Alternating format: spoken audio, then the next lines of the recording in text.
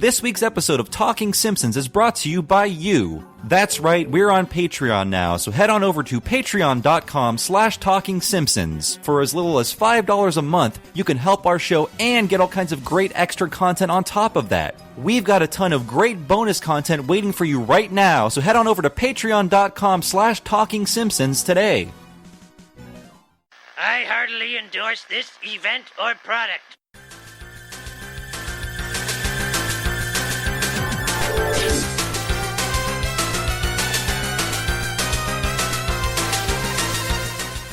Ahoy, hoy, everybody, and welcome to Talking Simpsons, recorded live in the Butthead Memorial Auditorium. I'm your host, Bob, Mr. Honey Bunny Mackey, and this is the Laser Time Podcast Network's chronological exploration of The Simpsons. Who else is here with me today? It's Henry Gilbert, and here's your turtle, alive and well. Thank you. And who else? Mighty Pig, Chris Antista. And special guest... I'm Kat Bailey, and competitive violence. That's why I'm here. Yes, that's what else is you're sports here. but competitive violence. And today's episode is Lisa on Ice. The forecast calls for a 75% chance of hilarity. I like those odds. That's right, and today's episode aired on November 13th, 1994, and as always, Chris will tell us what happened on this mythical day in history. Snakes alive, Bobby! Superior Court Judge Lance Ito deems it's totally hunky-dory to have cameras in the courtroom for the sure-to-be-brief trial of O.J. Simpson. Microsoft unveils the Microsoft Network, better known as MSN, at a Las Vegas trade show, and The Simpsons, ER, Seinfeld, and even NFL football get clobbered in the TV ratings by the TV movie sequel to Gone with the Wind, Scarlet. No way. Oh, God. Scarlet was a published fan fiction. Who played Scarlett O'Hara? I want to know. Well, I don't remember. I will look it up while I'm still in his voice. But man, I remember my mom was not happy about that Scarlet thing. She's like, it doesn't count. It's not real. Only a sequel to probably the most profitable movie ever could unseat must-see TV from its throne. Timothy Dalton as Rhett Butler and Joanne Whaley as Scarlett O'Hara. Well, that Rhett Butler comes back. It's like, no, the point is he leaves her. He can't come back. Actually, my dear, I did give a damn. She was Sorsha and Willow. I like that this is like really bothering you. Like you're really invested in Gone with the Wind canon. Hey, you know. Well, meanwhile, that O.J. Simpson, that ended the world. I feel like if they had not allowed cameras in the courthouse, things would have been different. I think. And we just did a Laser Time show about his last dead celebrity and trying to find who was a celebrity left alive from old ass movies, and there are like 20 people from Gone with the Wind. Olivia de Havilland, chief among them. Wow. So if you're interested in more of that talk, Laser Time people. How many munchkins are left? One. Just one? Oh, I'm ruining the show. Oh, God. No, I'm sorry. Well, I The bet fact it's that already there's even aired. one left is pretty amazing, actually. Yep. I just remembered, in all the lunacy of the news, I forgot that O.J. Simpson is free now. I Yes. forgot about that. But Sure is. In 2017, it's that year. Hey, look, I mean, parole.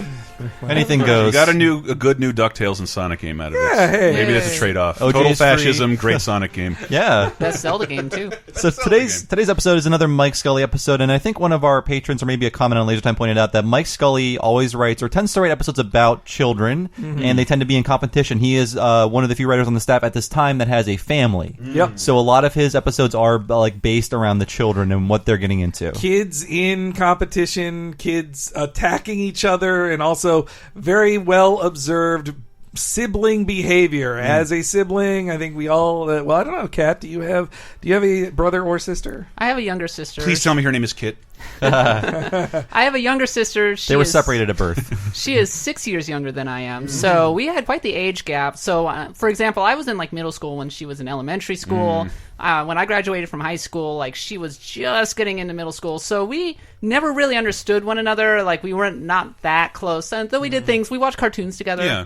We played video games together 3-year age sometimes. gap. She would bring her friends over, and they would harass me, and I would lock myself in my room and knock them out. So that was my relationship with my sibling. And sadly, and I'm not going to get too personal here, but the sad thing about having a sibling who is 6 years younger than you is that you move away, you go to college, or you just leave, and then they're kind of like going through their teen years alone, and that ends up creating a gap that's really hard to close. Yeah, it's like in Gone Home, the video game. I'm also glad you're here because you are literally the biggest sports fan yeah. in the room. And I know Yeah. Henry and I growing up, dude, there was no access to hockey. I don't understand hockey. I've never played hockey. Yeah, I mean, okay, so as a little boy in the Midwest, I'm like, I guess I'm supposed to play sports. I'll try every one, and I hated doing all of it. It was too hard. I couldn't do it right. And I had Hockey seems like the hardest sport to play. It really does. And I had no opinion on sports really until they started interrupting shows I liked. And I was like, I hate sports. They're ruining all my cartoons. So that's why I have I wouldn't say hatred, but I'm just sort of just like, you have your sports. Well, yes, you're correct. I am the sporto in the room. And more to the point, I am from Minnesota, which is the land of hockey. We did not invent hockey, but we are kind of we are the home of hockey in the United States. I mean, all those people from Miracle Ice, half of them came from Minnesota. I mean, I was just in Santa Rosa at the Charles Schultz Museum, and among the many things he left behind to the city is an enormous, gorgeous ice rink.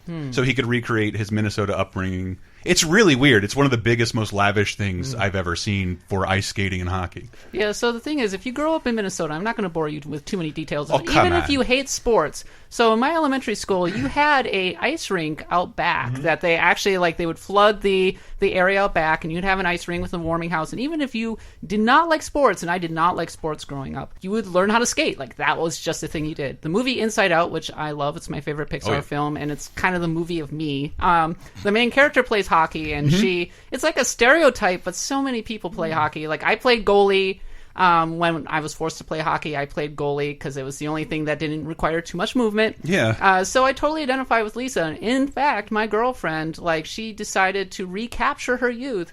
And when she's in a women's rec league here, and she, in fact, plays goalie, so we watched it together. That's right. Our buddy Evan does that, too. I forgot there was a local hockey league. Yeah, I mean, that's the thing, is that when the San Jose Sharks showed up in 1992, it kind of brought hockey to California, and as a result, like, a lot of rinks opened here in the Bay Area. So, as a result, hockey is very near and dear to my heart. I maybe uncovered a mild shenanigan, because I remember, this is Lisa on Ice, the episode about hockey, and hockey wasn't really it wasn't on the Florida radar, and it also wasn't on. It didn't get the same treatment as the NFL or the Major League Baseball. Let's say the big three. So the dumb thing that I remember, and I don't know if this is shenanigans or Fox making them do it. This was at the exact same time Fox is struggling to be a legitimate network, and I did some research into this. Federal. Graves will be hell to pay. Red Wings Rangers Sunday on Fox. So this is Fox trying to be its best to be a legitimate network. It outbid CBS to take away the NFL, and they were going to replace it with hockey. And like, fuck you, we're taking hockey too. But it was also Fox because of the Simpsons and their cartoons. I was like addicted to Fox, and they were giving it the fucking amazing early '90s Fox treatment. All of the hockey stuff. I have a terrible clip that made me laugh so hard. Oh. But you know, it took years to get to the Super Bowl shuffle. The second Fox got the NHL on Fox became a logo. And if you were watching The Simpsons, premiering weeks from this episode. So I don't know if Fox told The Simpsons to make a hockey episode. I don't, just because of their production It's good schedule. timing at the very least. It's weird. It's very serendipitous timing because Fox is launching its first ever like live broadcast sports stuff. But the promos, I fell down a rabbit hole of cringe. Just hockey stars playing their sticks like guitars in front of green screen backgrounds. And this is not going to work well on audio, but it made me laugh so much because it's so Fox in the fucking 90s. On fire. Guy's on fire, yeah.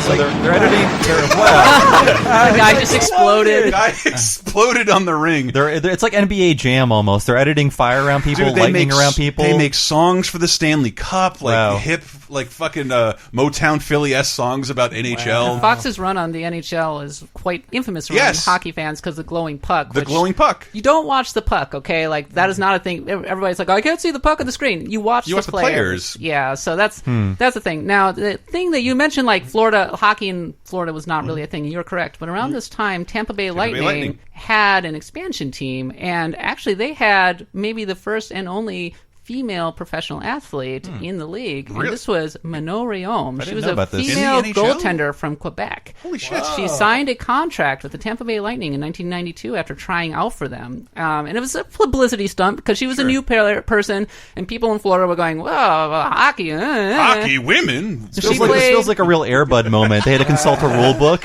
But when she was growing... Ain't no law against it. Yes, women are the same as dogs, people. Come on. It's in Revelations, people. She was growing up in Quebec, and even though Quebec, they freaking love their hockey, there was no women's hockey, so she had to try out for the boys' teams, and she eventually made her way into the professional league. She played one exhibition game in 92, one in 93, and she ended up inspiring Mike Scully to write Lisa No on shit. Interesting. No shit. Well, because I don't want to totally make a case or controversy out of this, but hockey is being given a spotlight at this point that I don't think had been given around the world.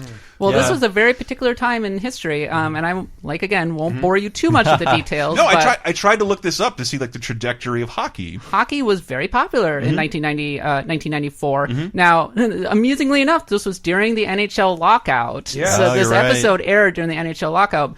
But at this time, just a few months before, the New York Rangers had won a Stanley Cup for the first time in 54 years, inspiring Sports Illustrated to make a cover that said, "Why the NHL is hot and the NBA is not." Oh, gentlemen, we are not.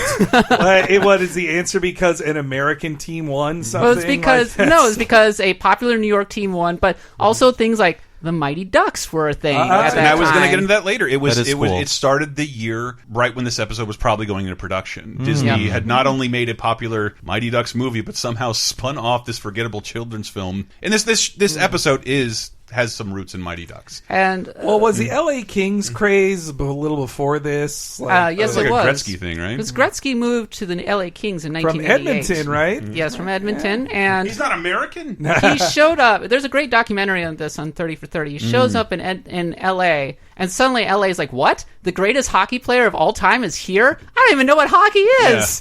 People But I guess are, I care now. People are literally calling, saying, "I want season tickets to these LA Kings. I don't know what this is, but I'm going to go to it. It sounds great." It's NWA a very wearing LA the thing. Kings outfits, the But- Kings jerseys, not outfits. Mike Scully The himself. sports outfits. He was so not a sports fan to refer to as an outfit. Mike Scully himself is a hockey Sports fan. costume. He grew up in Massachusetts, and that makes he sense. apparently he would troll players of, get this, the AHL Springfield Kings. Ooh. Yes, he would go to the games, he would watch them. Apparently he got chased around by one of them at one time. And he played hockey, and he ultimately moved to LA. And when he was there at that time, you couldn't easily follow sports, right? Because you lived in LA, the Bruins are on the other side of the country, you can't watch. So he decided to adopt the Kings, and he actually turned multiple Simpsons writers into LA Kings season ticket holders. Probably because they wanted to gamble on it, I would guess. They do love gambling. That was the old staff. I'm wrong. So in that regard, Mike Scully, a bit of a hockey guy. And so in that respect, Lisa, and that was kind of the genesis of Lisa and Ice, Maino Riom and his hockey fandom. Interesting. I like that. And then Mike Scully mentioned on the commentary that he had recently broke a bone playing hockey as an old man. That he's Hockey's a very violent sport. Yeah, no one encourages kids to get into football. No. Wait a minute. That's how Alan Thicke died, right? And hockey, yes, He did die yes, on the he rink, did. yes. The rink killed him. Oh, no. But that I always found it bizarre. Most soccer is what they push people into. You fall down, you hit grass. It's nice. Yeah. But Though if you do a header, you can get a concussion. yes. Micro concussions. But hockey is it requires more coordination than I can ever imagine having. Oh, God, yes. Man, I mean, on this topic, I played a lot of sports video games before they got too realistic. And I would play hockey games, and it gave me the impression that there was fighting constantly. Blades Like, of you would Steel, baby. always be fighting with your I mean, fists. there really is a lot of fighting in hockey. But I Blades mean, of like- Steel is the first fighting game I ever played. Like, every minute there would be a fight. But And I'm when glad you brought that up, Bob, because also this was around the time that the greatest sports video games, or possibly greatest video games ever came out.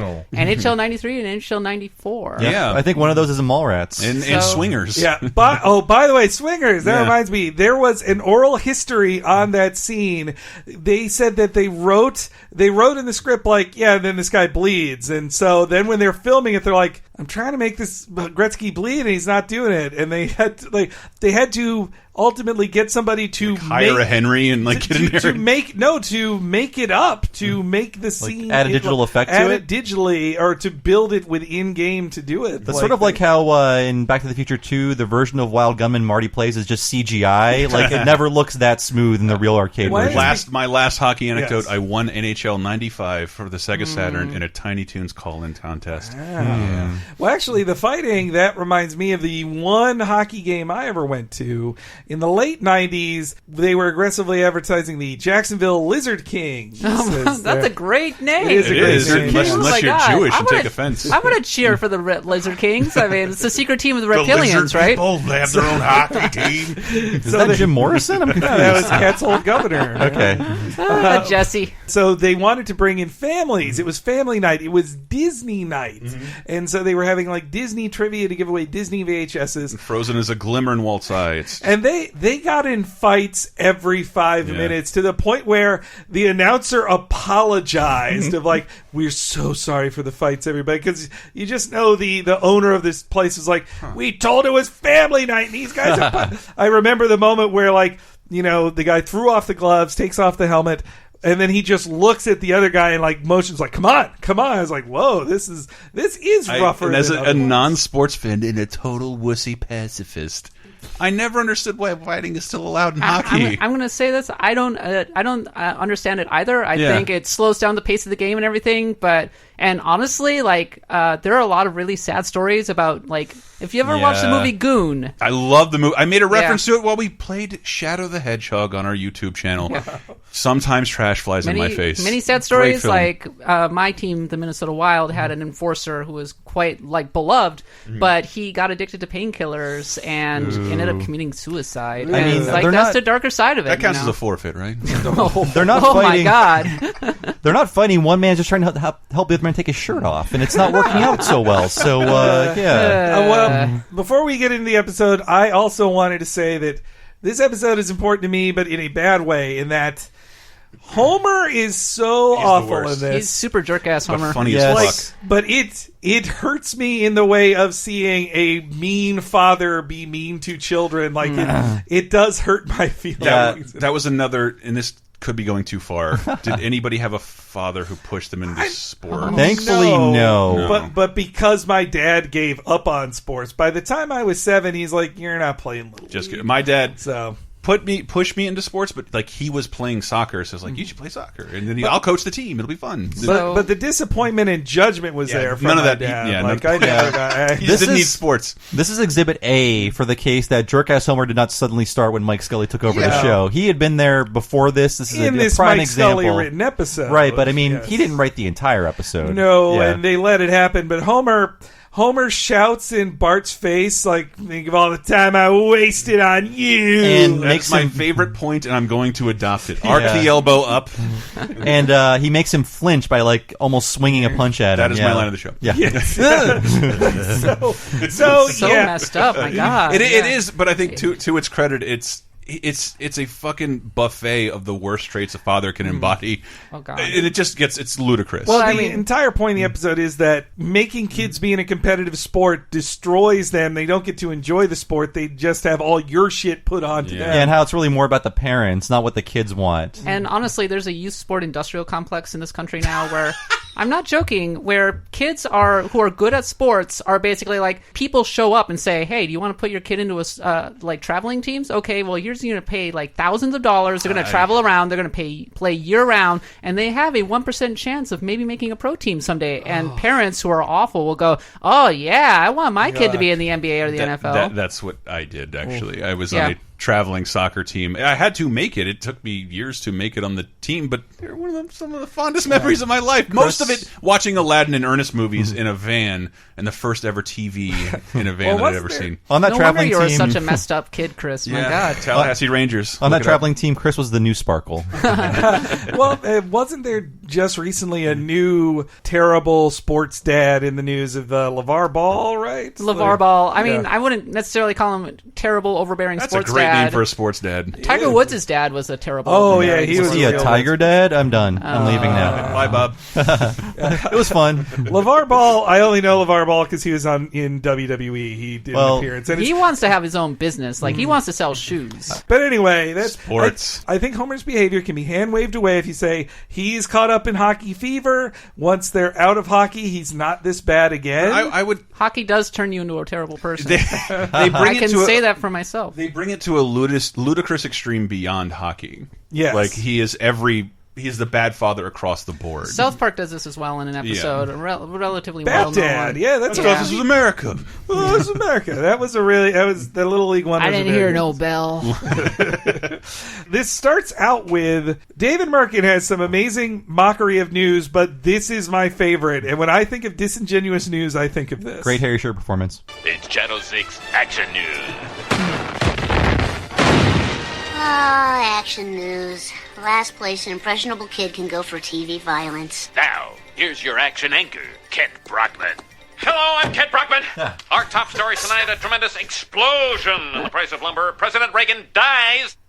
His hair. His hair. Gary Trudeau in his new musical comedy review. But first, let's check the death count from the killer storm bearing down on us like a shotgun full of snow. Well, Kent, as of now, the death count is 0, but it is ready to shoot right up. Oh, my God. Damn you, snow! So you guys didn't have snow days in Florida, No, but we had hurricanes. Yeah. But we would every winter, guaranteed, you're going to be like, here comes a killer storm, everybody. Yeah, missing 2 weeks of school. I mean, I'm from Northeast Ohio in their snow belts. Probably not as bad as Minnesota where you were kept, but yeah, it was guaranteed a good 2 weeks of school you missed throughout the year. It's just extreme cold a lot of the time. And that too, yeah. Do you make it up at the end of the year? If you miss too much days. Yeah, I don't think we ever missed enough days for that, but things like before this, there was the blizzard of 93, and we did miss like a good 2 weeks. For us, it was the Halloween blizzard of 1991, where it was like 3 feet of snow, and it just kept on snowing. It was pretty amazing. See, we had hurricane days, but unlike snow days, I can't go out and play in a fucking hurricane. Yeah. Like there's no real fun to be had, and the power's not on or any hot water. Let me tell you, the days when I would wake up in the morning, you just sit there waiting on the TV, and you're like, come on, Burnsville Even Savage, come on. And then when it popped up, you're like, yes, this is the greatest I'm turning day. on the Nintendo. My mom was really cool about snow days, though, because she was a very overprotective mother, a very nice mother, not too overbearing. But she was like, you're not going to school today. It's too dangerous out there. You're staying home. And I'm like, thank you, Mom. And that's why I'm such a huge nerd today. But I think of that. God, I just love that. President Reagan dies. His hair in nude Gary Trudeau. I think I recall my mom gasping at hearing President Reagan dies. Even though we know we're watching a cartoon, we know it's fake, but to hear that then, Reagan would live another 6 years. Died almost exactly a decade later in 2004. Wow. Yeah, but his brain died about a decade before that. Yeah, just remember, it happened in office and he didn't tell anybody. I gotta say, watching this news segment, you guys are out of the journalism business. I'm still in, and watching them come up with snappy headlines made me kind of go, ooh, I felt a little triggered right there. It's kind of like clickbait, old-fashioned clickbait. I mean, that's what it was. There's always been clickbait. They put a thing on a newspaper to make you buy a newspaper. Guess what? Going back to the 19th century, that's how we got into the Spanish-American War. Yes. This weather report is all of us. I got so many of the feels with Kent Brockman. I guess Hearst did invent clickbaits. He did, yeah. But it involved the small orphan boy with a big head. It's called yellow journalism. I also just love, damn you, snow! And then when they talk about the weatherman, which that was the opening clip there, I didn't catch it before. I had always heard it as the Springfield Laugh-In Brew with burgers and fries. But no, the name of the place is Springfield Laugh and Brew and Burgers and Fries. Yeah, I caught that for the first time, too. Which is a terrible name for a comedy club. Which all have terrible names. They all do, yes. Rooster T. Feathers is quite But it's an old-timey thing, and I'm only reminded that if you watch Bill Maher's show, at the end, thank you, good night. I'll be at the Chuckle Factory, and are you plugging your dates? You're a television star. I mean, look, people. Yeah, well, it's Jay Leno. The old joke about Jay Leno was that he kept his show money and never spent it, and the money he always spent was when he would go touring, which is just you work 5 days a week on this show, and then you're going to go on the... and none of it is good. So this action news segment, it's really funny. Don't get me wrong, and everything leading up to Bart thinking, "Oh man, it's going to snow" and everything. Really good segment, but almost a total non sequitur for what is to come. Yeah, because there's no snow. That is true. They were just time wasting, Yeah. In fact, it's never... You wouldn't know it's winter the entire rest of the episode. Yeah. It is a normal outdoors for the Simpsons. It was almost like they were kind of just putting you in the mind of snow, hockey. Coldness. Yeah. That was my first thought. I was like, oh yeah, okay, it's a winter episode. And then I haven't seen Lisa and Ice in ages. And then all of a sudden it's like, nope, head fake. Okay, going to school now. This is also yet another episode, I think I've mentioned that before, that didn't air a lot in syndication for some reason, so I read more about this in my episode guide than I got a chance to see it. A fair amount in syndication when I was watching. It took me a while, but it was like this in the Maggie flashback. Didn't air a lot. Another one weird. that's my favorite. Well, I mean, yeah. later in this episode, not too long after this, we learned that Lisa is failing Jim, but her just agility and strength, just like hitting Bart with a snowball, then sliding down the stairs, like she should be better at Jim. You're right. Well, her snowball throw is not the same as her terrible throw of at the wastebasket. Yeah, it's me, Jim. So it's like such a great Looney Tunes chase too, like. Okay, I called it a non sequitur. It does establish like the mood in this episode between Bart and Lisa, where they are very typical siblings of around the same age. Yeah, it's true, and I do love it when they get to be kids. Yeah. This is sort of like a Bart prank that Lisa's doing. It's true. She's getting Bart, and it led to Bart's embarrassment of being outside in his jammies. You're gonna eat a blizzard of unseasonable warmth? I made the snowball from the frost in our freezer. Nice PJ, Simpson. Did your mommy buy him for you? Of course she did. Who else would have? All right, Simpson. You win this round. I wish in real life pointing out the bad logic of a bully beats them and they immediately left. No. Instead of they just go like, whatever, nerd, punch it. Bart has like cowboy pajamas. It's extra. It's not just his normal pajamas. They're from like the Pajamas from the 50s. 1950s. Yeah. It's something you'd see in Christmas Story, you know.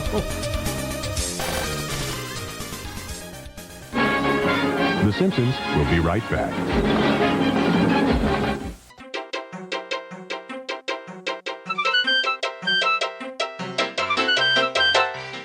Coming to you live from the Butthead Memorial, it's the ad break here on the show. And if you don't like ads and you would prefer to hear the Talking Simpsons podcast a week early, well, there's an easy way to do that. Just go to patreon.com/TalkingSimpsons and sign up. For just $5 or more a month, you will get access to every episode of the show a week early and ad-free. Plus, you'll get so much. There are a ton of exclusive interviews there where we talk to people who worked on the show and classic Simpsons video games. As well, you can hear every episode of Talking Critic where we go through the spin-off-y-esque show of The Simpsons one by one with film experts Michael Raparez and Diana Goodman. And if you give $10 or more a month, you'll get access to special videos we did, including our going through every deleted scene of Season 5 and the original shorts, the first year of Simpsons shorts on Tracy Ullman. All that can be found and more on patreon.com/TalkingSimpsons.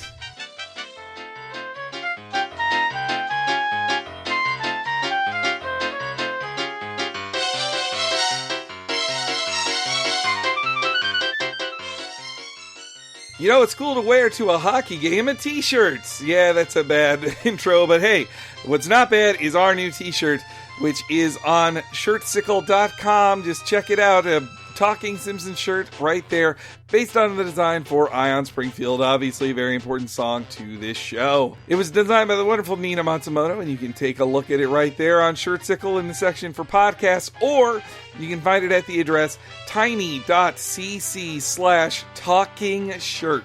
For just $19.99 plus tax and shipping, you can get your own Talking Simpsons shirt in a beautiful sky blue. I've got it. It really came out great, and it ships somewhat internationally. So check there. Even if you're not in North America, you might be able to get this shirt if you're really looking for it. Everybody who's gotten it so far has really enjoyed it. I love people who tweet at me to let me know they got it. So please check it out at tiny.cc/talkingshirt or on the website Shirtsicle, like popsicle, but with shirt.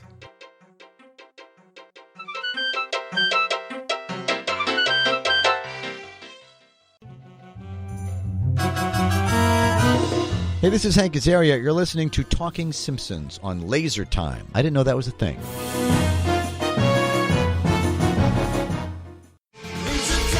You like Laser Time shows? Then you might like Bonus Time, Laser Time's weekly bonus show exclusively on patreon.com/lasertime. Here's a taste of what you've been missing. More Idaho shit. A bunch of fucks in RVs sitting out and reading books. What a bunch of dorks. No. I always say I've never in my life thought about retirement. I was just like, holy shit, that looks awesome. That motherfucker can leave and go wherever he wants and gets to chillerize all day. I'm tired of this shit. I got to start looking towards retirement. Oh, mine is I'm either going to move to Orlando or Anaheim and just be full on just Disney vlogger. I'll be a 70-year-old Disney vlogger. Yeah, I'll be in Dave & Buster's every day. You have your own secret menu and you'll get your own red car. Hey, Jessica, how's it going? Yep, it's dinner time. Yeah. Oh, hey. Okay. Oh, bring me the number 3. This Frozen Babies thing is just ruining everything that's important to Disney. I think I'm saving Assassin's Creed for retirement. I feel like by the time I'm old enough there'll be to like retire, 40 of them. There'll be 40 of them. I'm like, I haven't even touched one. We can but I suppose I should start now. That's me in Game of Thrones. Yes. I'll finally get into it. Get Bonus Time, Laser Time's weekly, full-length, uncensored, and ad-free Patreon-exclusive podcast, as well as full-length movie commentaries, wrestling and cartoon video commentaries, the first season of Talking Simpson, and more at patreon.com/lasertime, starting at just $5. You'll help us live, and we'll do our best to help you never be bored again.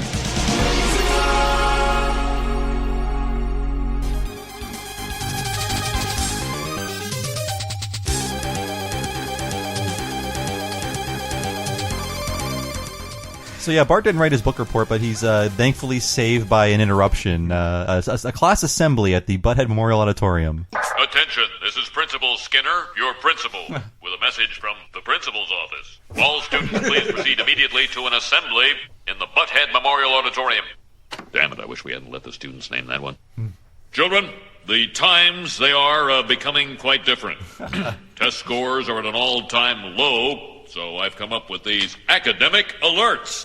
You will receive one as soon as your grades start to slip in any subject.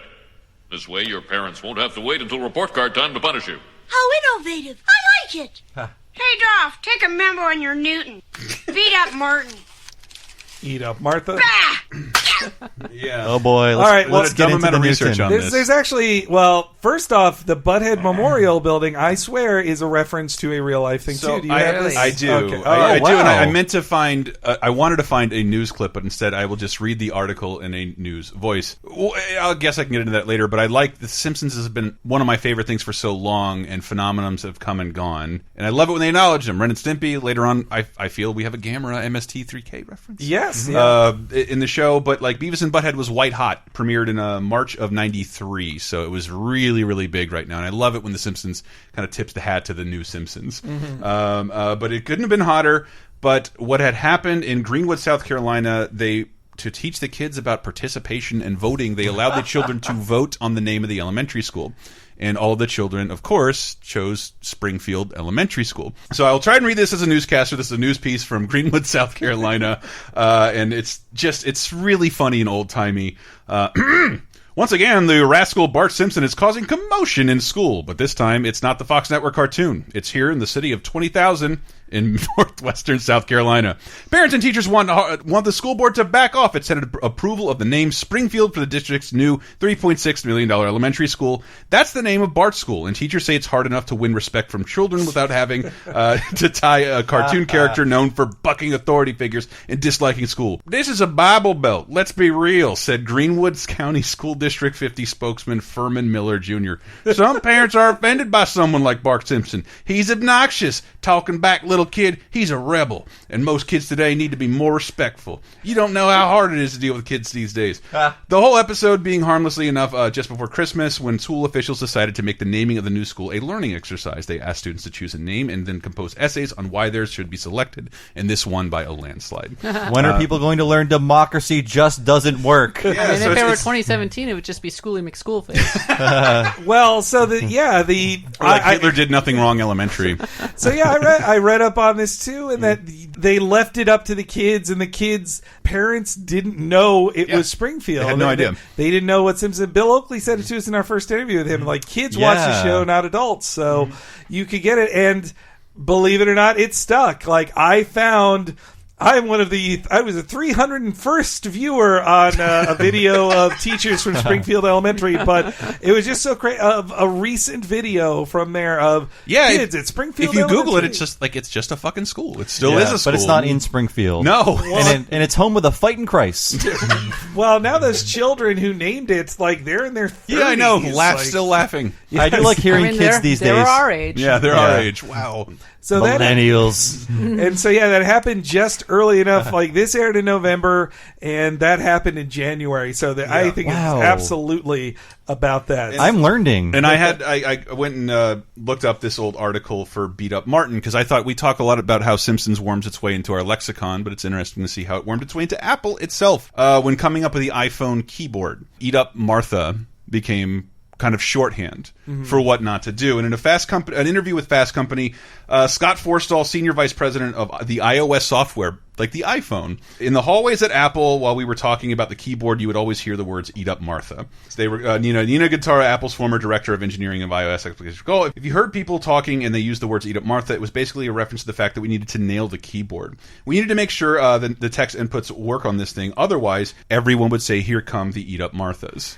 Yeah, and I have more info about the Newton. It debuted at $700, not adjusted for inflation, in August of '93. Dolph should not have thrown that. It's a very expensive piece of equipment. Also, it was basically destroyed by the Palm Pilot, which is a much better piece of technology. And I think Steve Jobs killed the Newton when he went back to Apple. Everybody points to the Newton as the nadir of Apple. When the Steve Jobs movie came out in 2015, like they had the little montages between each segment, and that was one of them. Was like they had a clip from this episode showing that this was Apple at its absolute worst point. This was the first "damn you" autocorrect joke too in all of history. It was, well, I think their reach outseated their grasp with the Newton. Like it is, the ideas of an iPad are right there, but technology wasn't. Yeah, the interview went further into the idea that like it's the autocorrect that needs to work, and I think that's some technology we overlook. That we don't really get a lot of nonsense when we're autocorrected, and you definitely did. They just love telling you you meant to say ducking. Yes, like why can't I just say hell and not the contraction he will? Yes. Like that. I'm not saying that. My biggest autocorrect annoyance right now is when I write remember, when I do REM, and then the center choice is like, you mean the REM, right? Yeah. So my dad was a techie, and he was the kind of person who always got all the gadgets. And he was smart enough not to get a Newton, but he did get a Palm Pilot. So he gave me a hand-me-down Palm Pilot that I took with me to school, which made me just the most popular kid in school, I'll tell you what. But I was using this thing in like 1996 or something like that, and at the time I'm like going, why would I use this thing? Like, it's actually really a pain in the ass to use. I just threw out a bunch of them that I inherited somehow and never really used. It just seems like because of the Newton, they seem like the most expensive things in the universe. It was a freaking notebook that was digital. It did not save time at all, and you had to charge it. I have one more Newton story. So as a young apple-cheeked boy in the 90s, I was a reader of the comical book Spawn by Todd McFarlane, and I would read the letter section. In one of the letter sections, they pointed out, like, hey, we're moving our offices. If you send us a self-addressed stamped envelope, we will fill it with things we don't want anymore. And I did that, and one of the things I got back was an Apple Newton keychain, and I think 1997. And I might still have it. As soon as I got it, I was like, I just immediately thought of Eat Up Martha, and it was great. So thank you, Todd McFarlane, for making us for buying baseballs and creating Spawn. That is amazing. Well, right after that is actually my mom's favorite line in Simpsons history that she quoted to me all the time. All right, first academic alert. Wiggum, Ralph. I won! No, Ralph. This means you're failing English. Me fail English? That's impossible. I meant to say that at the top. I was astonished by how many famous Simpsons catchphrases come from just this episode specifically. Yeah, it's disappointing that I've heard this so many times it has lost all meaning and effect on me. I think this is one of the first Simpsons waves I downloaded. Like somebody's Simpsons wave site. Like it's just one of them. It's perfect for a t-shirt. Yeah. Like, it's nice and succinct, and it's a Ralph is stupid and doesn't even realize it. And Ralph is sliding from being socially awkward to just being illiterate and unable to speak English. So you guys have been chronicling the decline of Ralph, and this is like a new low right here. Like he can't even compose a proper, very simple sentence. I'm failing English? That's impossible. And that goofy little walk he does up to the stage is great. He's like floppy. And my mom said that line all the time. If anything of grades was mentioned, she's just like, well, don't fail English. That's impossible. So I have a Ralph theory for you. Okay. So in Archer, one of the things for Carol/Cheryl is that she gets kind of dumber like throughout the run of the show until she kind of goes insane. And I think it's because she's huffing glue. Yes, for Carol Cheryl, she is always huffing glue and doing other drugs, but mainly huffing. So it's established that Ralph enjoys eating glue. Is it possible that he is huffing glue and like actually suffering brain damage? Maybe not even intentionally, but just thinking like glue smells nice. Yeah. So that's my theory with Ralph. So Nelson is congratulated by Skinner for his good grades in home ec. And this before or after he's telling the other bullies about how to use confectioner's sugar to eliminate the tartness of something. I forget what that's from. I believe that's in Lard of the Dance when Lisa comes up to ask them out and they turn him down. So they're building that into Nelson's background, I guess. I think it's a softening of Nelson that Mike Scully enjoys. And they didn't have this in my school, like anything like it, of these humiliating, you are a bad student, let's tell everybody in school about it. If you were doing poorly, they'd tell you privately, and you'd feel humiliation, but not in front of the whole school. I just remembered something that's very similar to this in Catholic school, and now, in retrospect, it feels kind of unconstitutional, where it's just like, okay, so Catholic school is a racket, it costs money, and then when you go to Catholic church, you got to put money on a plate. I don't know if that's true of all Christian churches, but it is true of Catholicism. And they were like, oh, these kids aren't going to church anymore, so basically, in order to enforce the kids to go to church on a non-school day, a Sunday, we had to basically turn in a coupon into the collection plate that says, I went to church this day. And I think parents complained because that ended after about a month. But I remember going to church with my mom, and we were just like, we hate church. Why are we here? These old people are all sick. This is boring. This is our Sunday, and we're wasting it. So that was it was kind of a similar thing to this, but I just popped into my mind right now. Yuck, man. Yeah. And then poor Lisa is embarrassed of being so bad at that she's this terrible at gym to get an F. Like, you have to be really bad at gym. Yeah, they give everybody at least a C in gym. That whole class is a participation trophy. Yeah, exactly. I feel like even if someone is bad at sports, if they're bad enough to get an F, it could be like a disability or something like that. Not even in like the 1950s would a smoking coach give you an F for dropping a fly ball. Yeah. I can't imagine that happening. I was not an athletic child, but at least I could get a C in gym. You got a C in gym? Oh, God, yes. Because, I mean, for one thing, like, I could never participate in a lot of things because nobody would do anything with me. Nobody wanted me on their team. Nobody picked me as a partner because I was the nerdy girl. Come on. So what? You're tall. You look like you could throw a ball. I was also just a terrible gawky athlete. Oh my God. Like I was an okay goalie, like I said, but like, because I was really good, I was like, I am going to keep this thing out of the net. This is not getting past me. But when it came time to like hit a ball, I would just be like, I am waving this bat. Oh my God, what is going on? Oh yeah, I mean, I deserve to fail at gym. I remember going to summer gym, which we took in the summer to avoid having it during the year. And it was one of the first days. It's like, okay, we're going to do layup drills. Everyone get ready. I'm like, I can't fucking do this. Oh God, yeah, playing basketball, that was torture. I will tell you, the first time I did it, it was perfect. And the coach was like, wow, that's great to go. And I'm like, that's not going to happen again. I guarantee it's not going to happen again. I do remember, we did the first time we did basketball in gym. I was like the worst, and I went home and I practiced for 2 days on my own and got way. It's just so weird. You practiced on your own? I did. Why? The ball, like at the neighbor's hoop, like for hours. Playing basketball in gym was my least favorite because it was the most glasses breaky you could have. That literally happened to me. I was playing soccer and ball went right into my face. Basketball is the biggest ball and thrown at your head by people with their hands. I told that story on a billion podcasts, but playing basketball at my fucking East Hill Baptist church camp, a girl threw a basketball at me while I was holding a basketball, and it hit my finger and broke it, and I was too embarrassed to go to the doctor because I didn't want to admit a girl hurt me. Yeah. So I made up a lie about a wandering cowboy whose heel stepped on when I had my hand on the floor. It's such an elaborate lie for a broken bone. You have nothing to be ashamed of, Chris. Like, teenage girls are vicious. Now Chris has a wooden finger like in the Royal Tenenbaums. we're all revealing our wussiness, but I remember like I would see like, oh, people play catch with their dads. It's a thing you do. I'm going to play football catch with my stepdad. And after like a few minutes, I'm like, catching a football hurts. I don't want to do this again ever. So I never did it again. And it's like, how do you even catch a football? If you want to humiliate me right now, like put a gun to my head and ask me to throw a football with a spiral. Oh my God. I have no idea how it's possible. I would just spike it and run away.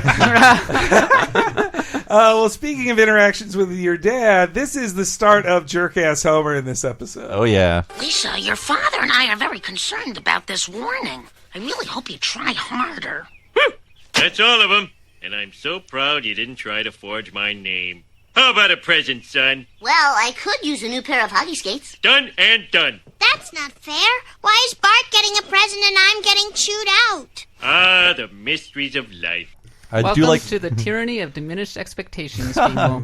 Well, set the bar low. I feel there's an implied sexism there too. A bit, yeah. Bart has such a low bar that not forging his name it gets him a present like that. And the huge stack of pink cards in front of Homer and him like shaking his hand as if it had hurt to sign all of those. Yes, yeah, and that I actually really caught it this time that the animation is part of the joke too. That you see Homer writing his name, that you think Homer is writing his name on Lisa's one, and then you get the reveal that Bart had a lot. Hundreds, yes. seemingly. More than the amount of subjects in a school. I think. Yeah. So I also feel bad for Lisa that pointing out Homer's favoritism gets her nothing. Homer's just like, But I mean, this has been the case from the start. Was like Lisa's generally ignored by the rest of the family, and it's actually pretty sad. Like she is going to have a lot of issues when she gets older. Or like I don't know, kids I knew like that whose parents ignored them always end up fucking excelling at everything because they were desperate for attention. And I guess that probably has negative feedback in your 30s and 40s. And then we meet the little scene character, Coach Pommelhorse. Oh, right. She just exists in season 6, I think, for the most part. Coach Pommelhorse. Wonderfully lazy name. Yeah, the Pommelhorse. I understand. I think it's Pommelhorse, like she's German. Just Lunch Lady Doris, but she's a gym teacher. It's Tress MacNeille doing a Lunch Lady Doris impression. Yeah, it's pretty weak, honestly, and it's not a surprise why Pommelhorse barely has ever appeared since then. Yeah, not a great character. And I like that Lisa points out basically the plot of the episode of like that it's parents chasing after their own failed dreams of glory, and then but it also shows that just because Lisa is smart enough to know it's a problem doesn't mean she can avoid it. Yeah, nobody wants to hear her social commentary. Yes, and then her trying out for stuff. It makes no sense, but that Lisa has her hair is sharp enough to pierce a volleyball and deflate it on her head is beautiful. I think it's the first time they make that joke. Like the Simpsons hair is like powerful. It always makes me think of the joke from my all-time favorite episode, 22 Short Films About Springfield, where she goes, I love it. I finally look like a real person. It's true. Yeah, her hair, the sharpness of her hair has always been there, but they've never done a joke that it is literally sharp and can cut things. Cletus brought it up. Oh, Look at that pony haired little girl. Right, Look at that crazy critter. Cletus some credit. And you really feel for Lisa. Like she's crying at the idea that she's like, I'm really scared. We saw how bad she acted about getting a B in I think Camp Krusty. I've never gotten a B before. I feel so dirty.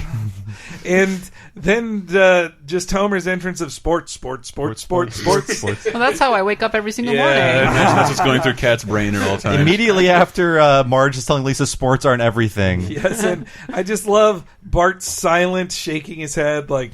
He's vetoing Marge suggesting Lisa right in the front. And I love how that scene ends and immediately cuts to them in the car and Marge is smiling in the back seat. Marge can't even sit in the front seat of her own car. Yeah. So, Bart gets that seat.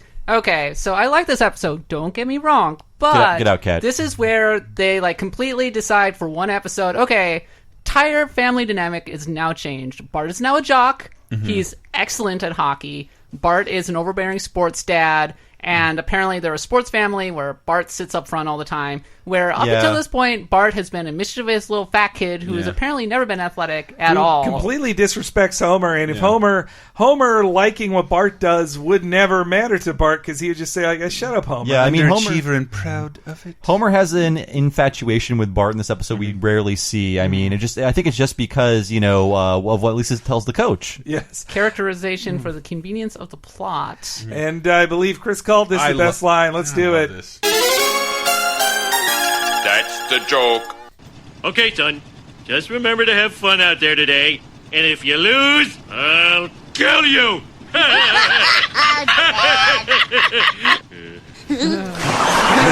Even though we've seen Homer strangle Bart 1,000 times, that is still the most sinister thing he's ever done. Bart flinching.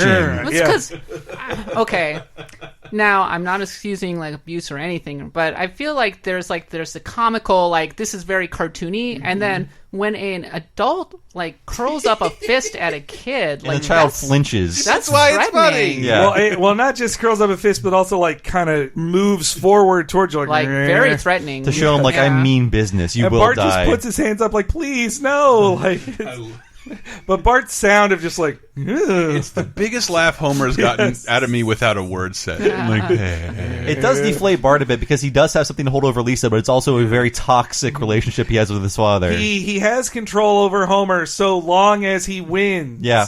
If he can't win, then he doesn't have that influence on Homer. And I wonder too if Bart's aptitude at putting is what makes him such a good shooter. Oh, you're right. That never came up again. Wow, I forgot there was another sports episode. Remember, and Homer is a bad parent there too, but but they at least have a better explanation. He is pushed to it by his competitiveness with Flanders. He has a redemption arc in that one and not in this one. Yeah.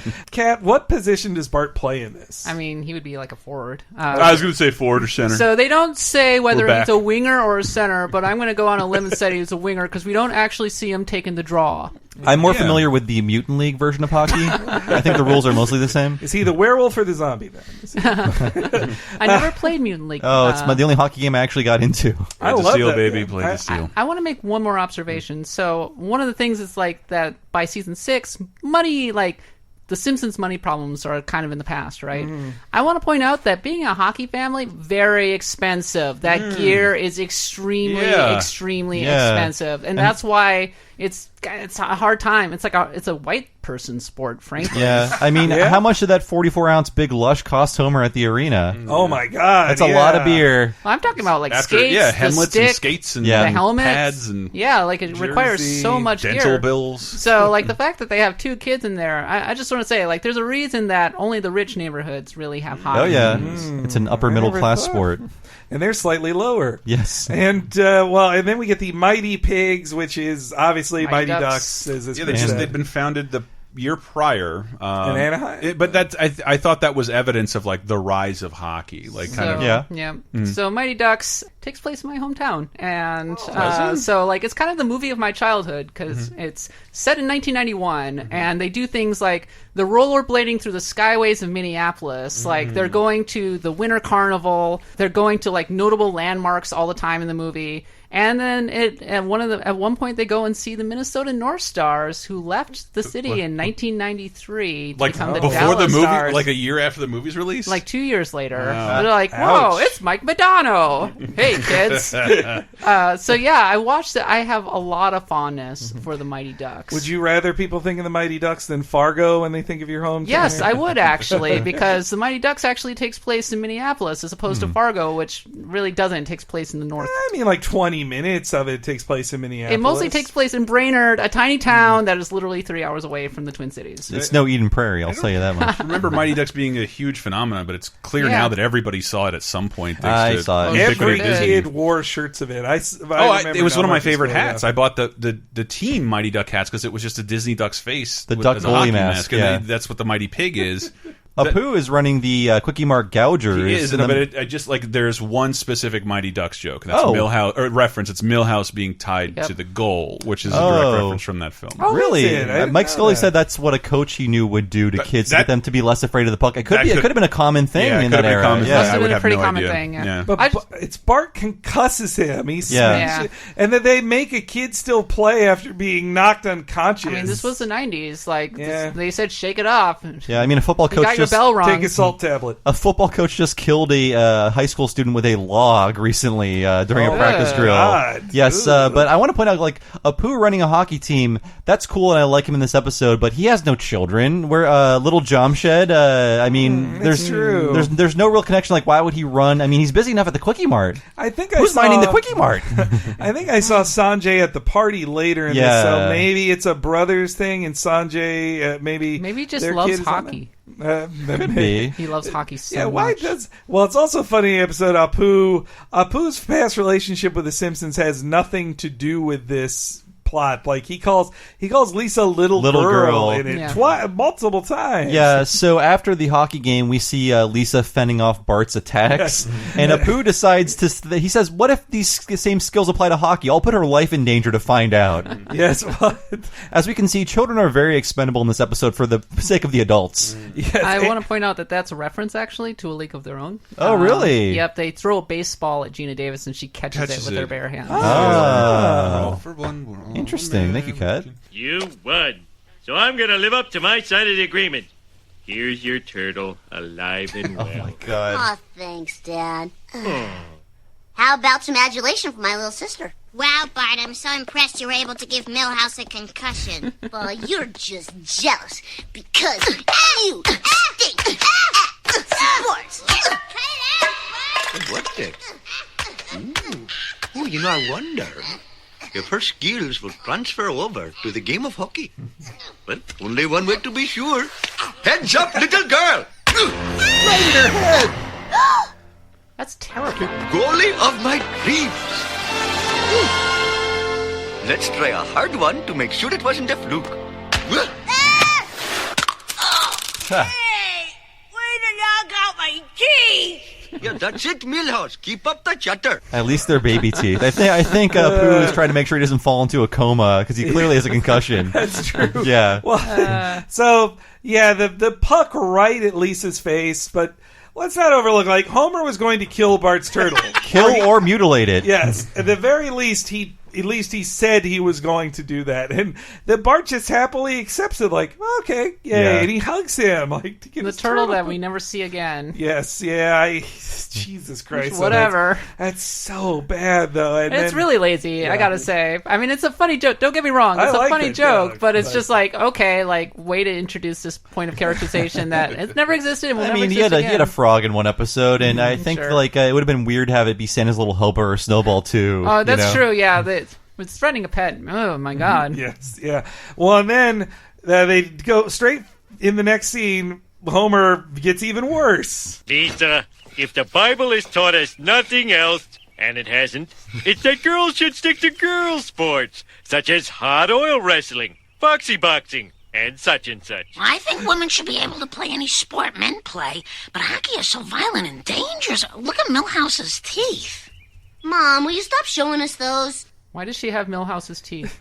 I categorize it with her same affection for potatoes. It's just Marge has weird things she's into. Little children's teeth. I think it runs deeper. It's just sort of like a talisman she can show the children to warn them away from danger. That's true. She can just constantly warn them, like, hey, remember Milhouse. These could be your teeth. So I think this is the absolute lowest for Homer, where he's telling his little girl that the only thing that she should be doing is hot oil wrestling. Yeah. Ew. And foxy boxing. And such and such. Well, yeah, I love the laziness. It's a noble of saying, profession. and such, and that also he's very blasphemous too. He's like, if the Bible has taught us nothing else, and it hasn't. Well, we learned that the Bible is too preachy earlier. He Yes. thinks that. It's just so amazing that Homer can't see a woman playing any sport other than stripper sports. So one of the reasons I like this episode actually is that it shows Lisa being a goalie. She's playing with the boys. It's like actually no big thing. Like they make reference to it, but the other boys don't make fun of her and in fact fear her and respect her. And she is excellent at being a goalie. And I think that's awesome because frankly, women playing sports aren't taken seriously enough. Women's hockey is so much fun to watch. Our women's soccer team is amazing. I'm just learning of this. Well, in fact, like the reason that the U.S. women's hockey team like is consistently one of the best in the world is because there are no other nations that really play women's hockey. So our teams like just go out and kick butt. Same with our soccer team. It was not until it's not been until the past 4 years or so that other countries like Brazil, frickin' soccer was practically invented. They're like, oh, we should let women play soccer or something. Wow. Yeah. Well, It's sad. At least we weren't the last to it then. I like that. So any positive portrayal silver lining of of girls 2017. playing sports, I will just be like, yes, up with this episode. I mean, they do address the possibility of Lisa being made fun of, but Homer is the one that ends up making fun of a child in the team Yes. in that scene. Well, this is kind of this came out of the post Title IX world too. Of All right. supporting of the government funds supporting women in sports. There's as a great well. King of the Hill episode about that, actually. Oh, yeah? Yeah, where Connie wants to be a wrestler. Yeah, I remember that. Women were like people thought women running in the 1960s was insane because our uteruses might. Why explode. their breasts could kill them. Exactly. No, they literally thought like our uteruses would like fall out or something. My ex-girlfriend would tell me because there wasn't a women's soccer league for a long time. So if a girl wanted to play soccer, she had to go on the boys' team. But it's like right around that time when girls are icky, so she would walk alone play, leave alone. What if and they were no one would ever menstruating and a talk mountain to her. lion was nearby? I mean, these are like little kids, though. Like that. Just to play on the team, she still had to suffer loneliness instead of being on the right. Oh, that's sad. Well, and then we get a thing like, this scene taught me the words President-elect. Elect. I now pronounce you President of these United... Stop the inauguration. I just discovered a President-elect got it up in second grade gym class. In that case, I sentence you to a lifetime of horror on Monster Island. Don't worry, it's just a name.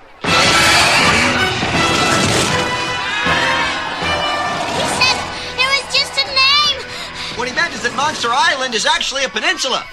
That does not sound safe. I love that joke. I also tell you, in about 10 to 12 years, they reused that joke. I think they were doing like a Bachelor parody, and it was called like Bachelor Island, and there's like, we have one thing to tell you. Bachelor Island is actually a peninsula. No! Like, they did the exact same joke. I'm like, how could you not know? This is one of the best Simpsons jokes. Yeah. You can't copy it like that. For a Bachelor joke, In terms of, I love The Simpsons, and I would wait, just because of the Ren and Stimpy references, I would wait for them to reference my new favorite thing, and Mystery Science Theater 3000 took a while, but I thought this was a gateway. Gamera. Yeah, I totally and Rodan and Mothra. If it wasn't for MST3K, Gamera would not be in that shot. It would have been Godzilla or Ghidorah or another of the Toho Kong. monsters. Yeah, or King Kong. But MST3K did make Gamera cool again. And Gamera is still pretty cool. You should watch his movies from the early 2000s. They're actually pretty good. Brave, yeah. And little would Lisa know how low the bar is for the presidency. Yes. I want to be the first to trip over myself and make that joke. I was you can do way worse things than that. I was thinking of it. I was imagining the scene during the inauguration, that's for sure. Just like, it's not too late. Stop the president-elect. Trump could not survive Monster Island. There was no KFC there, so will not work out for him. Or golf. Well, drain his battery running from all those monsters. Yes, yeah, you only have so much in your battery. That's how science works. I love just that Marge also refusing to get back the teeth. When the dentist is there with Milhouse, like, nope. Those teeth are a lost cause. I mean, they should be in a glass of milk or water or something like that. Yeah. Just out of curiosity, anybody lost a tooth? My front tooth is fake. Oh my God, Chris. It makes me cringe. This is a worse reveal than the Peninsula thing. Sucks. It's like it's old and too small for me. I got it in 8th grade. The worst I got was a chipped tooth that I had to get. I broke it off at the stem. my doing God. a pratfall in trying to make my sister laugh. Lost man. a tooth. Root canal, terrifying. cap. It sucks. I hate it, and I think it's hurting me, and I need to get it fixed. Well, you have a lot in common with hockey players then. Yes, that's true. You can find a silver lining in anything, Kat. And so, like you mentioned, Homer is worried about Lisa in the locker room, even though everybody else isn't. But this Homer, even when this is like the most noble he is in the episode, and even here he's cruel. Okay, Hotshots. Now that my daughter is on your team, I want to make a few things clear. Please, Dad, I'll be fine. I don't want anyone to give her a hard time just because she's different. No jokes, no taunting. Look, that kid's got bosoms. Who's got a wet towel? Come here, you butterball. Don't make me run! I'm full of chocolate! Homer loves abusing children in this episode. Another Udo Chocolate reference, the last one we saw in Lisa's Rival. I begged you to let me go first. I begged you. So I really identify with Lisa as a woman who plays a lot of games, because I don't really want to be treated any differently when I'm playing games. So anybody who's pointing out is like, now here's Catherine, and she's a girl who plays Madden. I'm like, please shut up. I don't want you to be like bringing this up. Reviews Madden. Yes, exactly. It's like, you don't need to bring up my gender. Thank you. Yeah, I think it should be evident, and so just You need the toilet seat down when you so play I was Madden. actively like kind of cringing a little bit when he's like, my daughter here who's a girl, and I don't want you treating her any different. Well, because Homer thinks he's doing a good thing by that instead of I've heard that from other women in the games industry for sure. My one of my friends, she joked about how she first went to this demo and the person was like, "Oh, so does your boyfriend like these games?" And then afterwards, when she wrote up the article, they said, you don't even know how to play a first-person shooter. And she's like, oh, yeah, my vagina was in the way of the controller. I just couldn't touch it. And my vagina was just too close. Like, yeah, it's so... I like how Uter can be so honest of, like, I'm full of chocolate. Like, that he ate a ton of chocolate before a game. I think a very subtle and great Marge line, I forget where it happens, I think it's right after the scene, is Marge saying, by blocking the net, I really think you helped your team. Yes, yeah. Oh, God, Marge that's such a great mom line. Yeah. Well, right before that, though, Homer and Bart are laughing at Lisa as she screams. Oh, God, that was horrible, too. Yes, yeah. Homer has little moments like that, like, with her, I'm laughing with her. Like, you're not. She's not laughing. Yeah, I mean, I played baseball. I tried every sport but hockey once, and I hated baseball because I was afraid of the ball. Yeah. It was too hard coming at me too fast. Too. I got a grounder to the face one time, and it like traumatized me for the rest of the season. Man, now I'm more of the school of George Michael Bluth, that like you give it your back and just let it bounce off. I was the best right fielder you'd ever seen in your life. So this is where I'm going to put on my hockey nerd hat. The way that Lisa is playing goalie is very strange and animated very strangely, because the way that you play goalie is that you go down, right? Okay, so like... You do splits? I'm not going to get too deep into this, but let's just say that 8-year-olds aren't going to be doing slap shots at you. They're going to be like trying to get in and being like, and trying to bang it through your pads and everything. So and you don't use your stick like a freaking ninja. Okay? They all have a lot of strength to their shots, too. Yeah, the director, Bob Anderson, this is a great looking episode, but he had never really watched a hockey game before, I think he said on the commentary. But just the amount of work that goes into these hockey scenes, although it's not realistic, all the crowds and stuff like that, I give him credit for that. Oh, I totally give it credit. Yeah, but it's not a realistic hockey game in any way. According to the wiki, is the first time you see like Lou and Eddie outside of uniform in the stands. That's true. Lou is very distractingly behind Homer during all of the last game. You're right. But yeah, so this is after Lisa's first game. You really think I did okay out there, Mom? Absolutely, honey. By blocking the net, I really think you helped your team. Okay, little buddy. Hop in. Up there. I mean my little girl buddy. That's very nice, Dad, but it's wrong for you to reward violent competitive behavior. However, I will sit up front with you if it's a fatherly gesture of love. Okay, hon. Sucker! Competitive violent. That's why you're here. So there's a montage after this where Lisa gets over her fear and becomes angry at the puck. Yeah. But then Homer just laughs in her face again, like, no, it is for competitive violence. I don't have just fatherly love. It's not unconditional. But I think this is the first time we see Apu's apartment in the entire series. So. Yeah. Nope. We saw him in bed with Princess Cashmere and Homer in Lisa's pony. That's right, but not anybody's bed. It could have been anybody's apartment. That could have been Princess Cashmere. That has such the scene of him going like, oh, I can't. Right. It's supposed to be him worried about Homer, but could easily be heard as him finishing with Cashmere and then worrying about Homer. But I like it. Wouldn't be a sports episode without a training montage and seeing Lisa hardening. And then at the party, I think it's weird. I get that he's her brother, but to have an opposing team's player at your big hockey party, you should not have invited Bart. Like Bart should not be. It's weird, here. but they just wanted him to have him there for story purposes. Oh yes, yeah. Which I then love. Milhouse. Milhouse is really great in this next minute of it. Him trying to help out Bart. His logic is great. Hey Bart, if Lisa's better than you at hockey, does that mean you're going to become better than her at school? Maybe I will, Milhouse. Maybe I will. Who can tell me the capital of Spain? Bart Simpson. The square root of 36? Bart Simpson. Who freed the slaves? Bart Simpson? Bart Simpson? Bart Simpson? Bart Simpson, will you stop raising your hand? You haven't had one right answer all day. Sorry. This is for wasting teachers' valuable time. I think that music is the same as the music we heard when Smithers and Burns are fixing the plant in Last Exit to Springfield. It's very similar, at least. Yeah, I think you are right, and just it is one of those gags that only works once. Just like this is not a dream, but the reveal that like. You think that the episode has taken a completely different turn, and now it is that Lisa is a jock and Bart will be good at school. And then the reveal, like, Bart has been raising his hand, but is wrong at everything because he doesn't know anything. And Lisa even saves Bart from the bullies. Yes, yeah.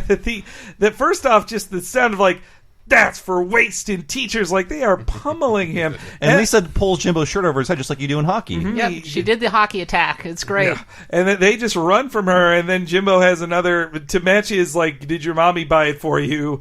You're lucky you're your sister's brother, man. But I think Jimbo is on the same team as her, too, so maybe that's why he respects her. Oh, you're right. And I think we get all the bullies are on Lisa's team, I think. It's unfortunate for Bart. Is this the first time Milhouse gets a crush on Lisa? I was going to bring that up, Kat. Yes, well, so let's hear this real quick. Don't worry, Bart. They won't bother you anymore. I hardly ever let Mother fight for me anymore. Sorry, Bart. I'm going to hang out with Lisa for protection. And to be seen! He's so excited. And to be seen! She's now a hockey celebrity. So what's he even doing on the team, though, now? I feel like he's just, like, backup goalie. He never plays. Second-string goalie to Lisa. His teeth are fine. That's good. You need a backup. Yeah, that's true. But it's just that he's... Also, that Skinner line is great, but it implies, like, him and Edna have been watching the entire time as students beat each other up. Yeah. Hey, you need something to cheer up your day. It's just so... You're constantly fine with that, but I just like how much Milhouse is into it. And you think this is the first of the Milhouse likes Lisa bit? I think this gave them the idea to do it later. If I may talk in anime terms, I hate that future episodes of the show, and by that I means one set in the future, treat Lisa and Milhouse as the one true pairing. Yes, I prefer, do not like that. I prefer Lisa's wedding, how they set that up. Like, Milhouse doesn't count. Yeah, exactly. I mean, my other favorite episode, Lisa's Wedding, as you were just saying. Like, I feel like we'll have you back. The key example is when Lisa is talking to Milhouse in the car, and she's like, I'm not really into you, and he just starts crying. Like, I don't think I'll ever get married. Like, I think a lot of women have that guy where it's just like, right, no, leave me alone. sorry, yeah. Like, I guess I don't see it as a one true pairing thing at all. No, but they did, like, in what was originally going to be their final episode, the Christmas special from about 3 years back, that is in the future, and that Lisa is with Milhouse. Like, they've acknowledged that in several children. future episodes. Yeah, in that one though too, it has a really interesting. I like the device of the flash forward of, like, they take the family picture every year, and in this family picture, them as the kids, and then 2 years later and 2 years later, and it shows Bart brings a girlfriend to one, Lisa brings a boyfriend to one, then 1 year Lisa brings a girlfriend to one, and then brings Milhouse to it. So, but I like that joke of just implying, like, yeah, Lisa is bi, like, or whatever. Yeah, I like go that, Lisa. But Bart is falling further away from Homer. And in fact, Homer won't even watch the last 3 episodes of Cops of a 5-episode marathon. Which, yes, Fox would show a lot of Cops. This made me assume it was Saturday night, because I feel like that was the most Cops-heavy night of Fox programming. Fox Cops premiered before The Simpsons, and had it not been canceled, it would have held the record. Yeah, because I think they brought it back as well. But it's on a different channel. Yeah, but it would have beaten The Simpsons. Yeah, well, not scripted, but in you know the what I'm saying. summer of 2004, I did not have internet and I didn't have cable. I just had broadcast TV. Oh yeah. And I watched a lot of Cops. Let me tell you what. It was just being marathon. So, in hindsight, just so fucking boring. Well, You're free to go, sir. Like, what? I watched this for 10 minutes. Well, I got to say, watching Bowling for Columbine kind of ruined Cops for me, because they make a very good point in the Michael Moore film Bowling for Columbine. Like, it's more of what's the only time you see black people on TV? They're in cuffs, or they're being chased by the cops. Like, it adds the Fox to Network. Booty. Well, you know, Marge is no Harvey Globetrotter, but she wants to cheer Bart up with her Shaq attack. Well, so Shaq was just getting started in the NBA in '94, right? I think he was famous at this point as being a monster who would destroy basketball hoops with his slam dunks. Oh, actually, on The Critic, we talked about the movie he was in, Blue Chips. Oh, you're right. Yeah, I thought Shaq came into the league in like '96 with the Orlando Magic. No. But he must have been in there earlier, because it was in '94. Yeah. I think it was like '92, '93. I only know for a fact. I know a lot about sports. 7th grade, and this is how I know it, not through sports. Okay. Because the Shaq Slammin' Pepsi, the 1 liter bottle of Pepsi with Shaq's face on it, was when I was 7th grade. So yeah, that would have been early '90s. Gotcha. This was also the first and time I had Shaq Diesel. I'm outstanding. And also that this is the first time I heard of gelatos, which now I have gelatos every once in a while. There's several great gelato places. The aioli of ice cream. Come to my place for free gelato. It's so sad that nobody wants to spend time with Marge, even though later on they establishes that apparently she's a favorite parent, but nobody actually wants to spend time with her. Well, and in Homer's cruelties in this episode, his it's such a small cruelty of just like, look, you're not as good at sports as her. I don't want to be around you. Status quo now. I think it's like Marge's love is unconditional, so it's not as valuable as Homer's rare love. Yeah, watch out for and smacking Bart in the face with a basketball is pretty mean, even if you say you warned him about the shack attack. Then Lisa is doing better and better, and this is the threatening to hit him is worse probably, but this is real bad. Look! Ralph Wiggum lost his shin guard! Hack the bone! Hack the bone! Wow! I have the tiger mouth of a teamster! To think of all the time I wasted on you! Well, not wasted. I love you. With her. That line, I feel like, is their compromise. I feel like in the original script, it would have just ended with him saying, like, wasted on you. They wouldn't have had the softening of Homer. I don't know. I think a very popular Simpsons joke of this era is a character saying something outlandish or something that would give them away, and then they just immediately back out of it with no justification. Just like... just did it. Yeah. No, yeah, it is lines like that hurt my feeling, that bring me back to being a sad kid compared to his younger brother who is more athletic than him, or being told like, no, Henry can be in the school band, but Sam's too much. Sam's not a dork. That's for dorks. He shouldn't be in the school band. Like, it was a nice thing to hear from my dad. I was the good kid, so I got none of that. My mom was she was very hurt by that too. So I will say my mom was much more supportive. But anyway, just that, it really does hurt to see. And I could totally feel for Bart when he is angry and then also sad in Lisa's room while waiting and hearing her getting all these extra hugs. Yeah. Well, let's be honest. This has been the absolute worst Homer has been in this series to this point. Like, he is like beyond the pale awful, and like every time he's on screen, like he hits a new low every time he's on screen. It's amazing. He'd hit new lows all over the place, but it's harder to overlook this as you get older. That this is him as being the worst parent, not the worst employee. Or, a new low as a dad. It is different when he's a bad employee to Mr. Burns, or even a bad son to Grandpa. It's very different. It stands out a little different now. And then Bart first shows his revenge of destroying his own toy. I just love his little kissing on Honey Bunny, especially in Homer going like, keep it down. That's what makes it great. Homer yelling at him for kissing his destroyed toy. I still, but that's one of those things I still do. Like, my girlfriend would just like be cooking me food in the kitchen. I'll just keep it down, and then like just to be a Homer jerk. And then this was, I think, the most like well observed sibling thing of, so at least with me and my brother, if you just got in a fight with your brother and instigated it, then you are at fault. But so you had to find workarounds to say, I didn't start the fight, and saying like, hey, I was just moving my arms in this direction and he ran into it. And so that's, I see that as kind of those like kid getaway, like sub clauses, like a kid technicality. Yeah, kid technicality. But I just love this. I'm gonna be doing this. If you get hit, it's your own fault. Okay, then I'm gonna start kicking air like this. And if any part of you should feel that air, it's your own fault.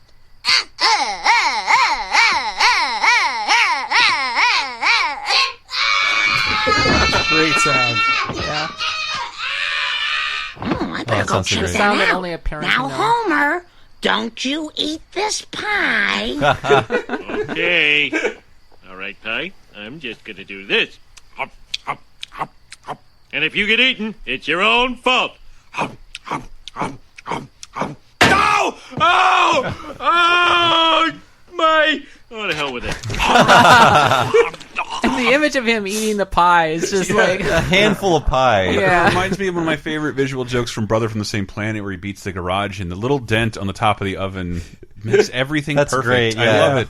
And then Nice touch. And just the sound and his reaction. Everybody Hell with knows it. that sharp pain of like bumping your head into something you didn't mean to.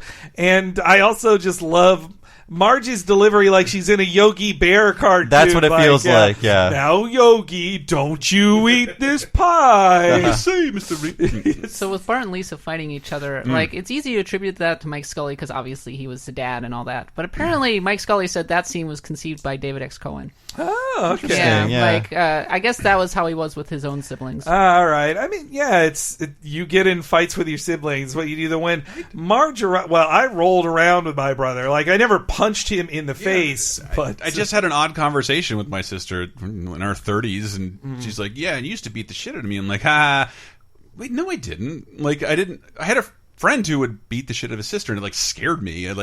We never actually hit each other ever. Geez. Lots of yelling and pushing, but no one hit me. Yes, my sister and I screamed at one another. Yeah, but we never attacked one. But that's what she thought I did. Like, did I? No, I didn't. I never hit you. I think if you're a kid, you don't know how to throw a punch, and you hurt yourself by like punching and kicking and stuff. Yeah, I would cut her hair when she slept. And, like, awful shit like that. But, like, you're an awful brother. I'd lost a tooth trying to entertain her. I just told this story. No fucking credit. It's all worth it. It's all worth it. Well, and then Marge tries to de-escalate the situation, but to no avail. I love this. We love you both. You're not in competition with each other. Repeat, you are not in competition with each other. Hey, a poo just called. This Friday, Lisa's team is playing Bart's team. You're in direct competition.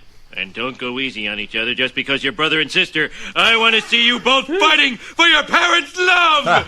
Fight, fight, fight, fight, fight, fight, fight, fight, fight, fight, fight, fight, fight. It's a great act break. Great shot. Yes. Yeah. The strobing of it, and then Homer just fight. It's the only insult to injury that had lighting. And then Homer had to emphasize, like, I mean it. You better fight each other. Like, don't hold back. And then, I do like when Marge does it first. Bart's like, "Mom, that is so annoying." Yes, yeah, and I also like the archedness of saying, you're not in competition with each other. Homer could appear after the first one of those, and the joke works the same. But her having to say, I repeat, it's almost like Homer missed his mark. And she has to say it again. I mean, it echoes that old joke, like sports on everything. Sports. Yeah. It's great. So Homer always knows his cue, except for that moment. Yeah. And then we get a scene of Wiggum freeing every prisoner just so they'll go to the game, which is like, the game doesn't need people to go to it. It's the hottest ticket in town, so why does he need prisoners there for it? But, I don't know, just to make filler. Yeah. But he's a bad negotiator. And to explain why Snake is there. Yeah. Well, and also, though, seeing this Snake stuff and seeing this scene in the prison, and after us just watching a bunch of Critic episodes, it made me thankful that I don't think they've ever done a prison sexual assault joke, especially not with Snake. Snake shoots people all the time, brutally beats them, murders people, but there has never been like a quote jokes. Prison rape joke. I think at some point Wiggum tells Bob to not drop the soap. Okay, in some episode. Yeah, no, it's Krusty that says don't drop that thing in the shower, Bob. Is that Krusty gets busted? No, God, Black Widower. Black Widower, right. He could have been fingering. I don't know what happens in jail. But they never did that with Snake. That it would darken the character of Snake if they went to that place. It's not gay if it's in jail. So in terms of it being the hottest ticket in town, this is a very kids sports movie thing. So at the end of Mighty Ducks, obviously, the Mighty Ducks are playing the Hawks, and you have the entire arena, which is like, I actually knew that arena. Like, it was actually in my neighborhood where I grew up. Whoa. But the entire arena is like packed to the gills, and everybody's wearing merch apparently that they bought for these two teams, like waving their flags and everything. And you're like, they had extras actually from my community who were appearing in that movie. But so like that. The fact that the entirety of Springfield, including the criminals, are like there to watch Bart and Lisa play hockey is a conceit. That's a very kids sports movie conceit. Like, the quality of my life is entirely dependent on how these 10-year-olds perform in front of me. What about the Topes, man? Come on. Yeah. I mean, I went to a bunch of high school football games. That's minor league baseball. It's a little different. Also, if it's kids hockey season, then probably minor league baseball isn't playing right now. Yeah. I mean, So good. Oh, sorry. In high school, I would just go to football games to hang out, not to watch a football game. But there was always sad adults there. Sad like, adults without children watching and getting really into it. Like, dude, what is your story? Like high school football, even though is different. This is pee-wee hockey. True. There's more at stake. Mo is such a degenerate, by the way, that he's gambling on pee-wee hockey. I mean, Wiggum was. He bet against his own team earlier in this episode. And they couldn't get pizza. Yeah. So first off, they're having dinner together before the big game, and then just the ketchup being passed, and then the mustard. Hey, he's eating a salad. First off, that he would put ketchup on salad, and then he doesn't want mustard, but it was given to him, so he just puts it on his salad. Great animation too. And yes, and then Mo arrives. Hello. Oh, what are you doing here? What? A bartender can't come by and say hi to his best customer? Hey you there, Midge. Oh, gee, I like what you've done to your hair. You caught me at a real bad time, Mo. I hope you understand I'm too tense to pretend I like you. And how are the little kids doing? I mean, really, how are they doing? Any disabling injuries? Something say that the gambling community might not yet know about? Come here, let me see those knees. Mo, I think you should leave. But Blanche, you gotta help me out here, please. I'm 64 grand in the hole. They're gonna take my thumbs. Okay. $4,000 in the hole on Pee-wee hockey. Yeah, that's pretty So crazy. he calls her Midge and Blanche, but this whole "take my thumbs" thing is from the Pope of Greenwich Village. Pope of Greenwich I've never Village. seen it, but I know this It's reference. the fucking best. This might be a church, but I'm the Pope of Greenwich Village. Really good movie, Mickey Rourke. Eric Roberts' best And performance. Eric Roberts, you have never seen a person act this hard. Yeah. It's not a great performance, but he acts so fucking much it hurts. Let's hear it. Holy crap, Charlie. They took my thumb, man. Oh, who did? It hurts so much. Holy, what happened? The bed bug took my thumb, man. Oh, no, Jesus Christ, I'm gonna fucking kill him. No, Charlie, that guy's a fucking psycho, man. He'll chop you up.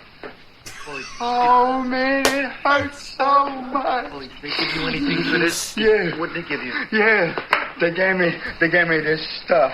They gave me this stuff at the hospital.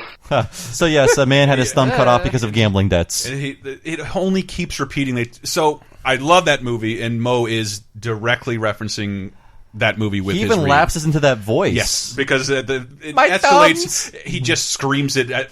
They took my thumbs, Charlie. We used to use it in some podcast clip in our old podcast, but I love that fucking movie. It's really good. that Mo, who was in love with Marge, 8 episodes earlier. Yeah, the last time he was in their house. Was the first time he called her Midge? Yes, I think so. Yeah, we'll do it now again. He doesn't know her. I think Midge is a short term for Marjorie, but Blanche is completely unrelated. Yeah, I prefer Midge to Blanche. I'm glad he didn't call her Blanche again. It all sounds like the sound effect of a Don Martin character stepping in shit. Blanche. With a giant foot.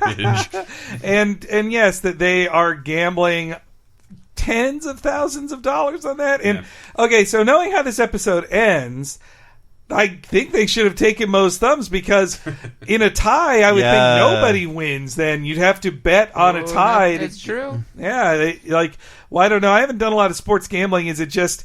I think. Would he have been betting on the over, like in terms of like the score, for example, like that they would score more than 6 goals? Well, then it's a push too. So complicated. But hockey is so low scoring. I feel like that's not. Could you gamble on the spread like you do with the spread NFL? is 1 point. Oh, so what you're saying is like if they. Yeah, if you gambled on the spread, then I don't know. Like it depends on whether you're. Oh my God, this is such a boring conversation. How much can I put down?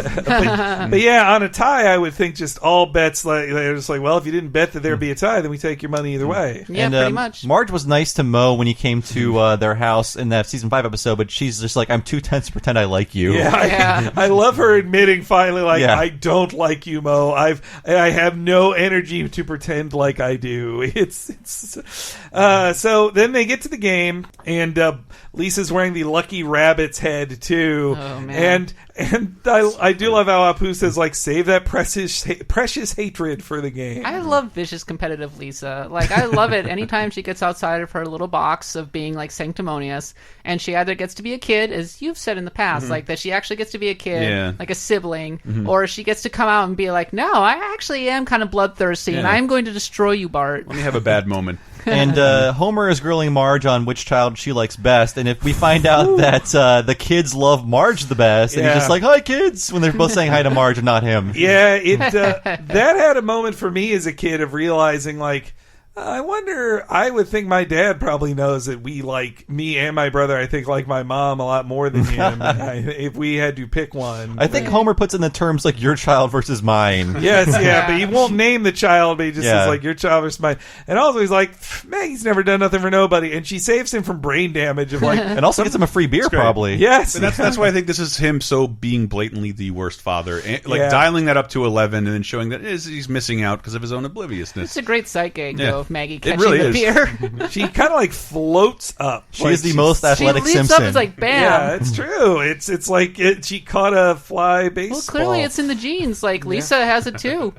And, I was also wondering in this episode why there's no announcer, like in other things. That's right. In other sports parodies, there were. It obviously isn't needed it's to. Not televised. Well, but I mean, like for putting plot, thing had very dignified British announcer. For plot purposes, in fictional sports things, they usually have announcers there just to explain rules to people who don't know. I think Homer is sort of the announcer in this true. episode. I mean, he already functions, and his story is more important than us really knowing what's happening in the game. Yeah, so if Kent Brockman showed up to say like, "Oh, this person scored this thing" or whatever, the game's tied. Center.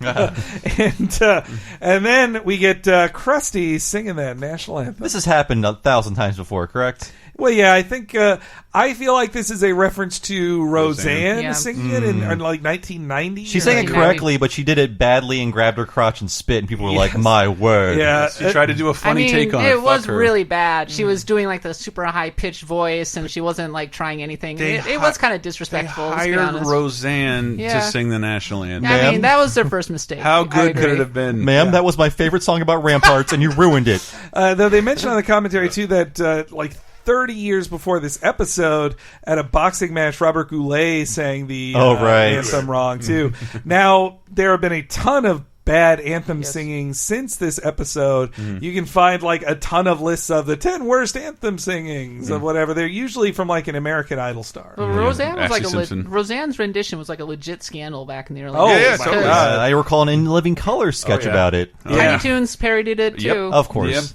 Right after, like, Read My Lips, No New Taxes. They were on the cutting edge. But here's how Krusty messes up our national dignity. And now, to honor America, here's Krusty the Clown. Oh, say, can you sing?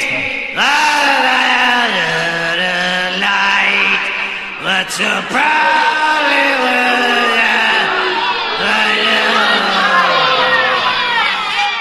shouldn't have turned down those cue cards. Actually, it turns out Tom Brokaw is the hockey game announcer. It's Tom Brokaw. They have a point though. The language in that song is so antiquated. I think most of us learn it phonetically without even thinking about what the words are. We all over the ramparts we watch. Yeah. As Eddie Izzard says, keep confirming and denying.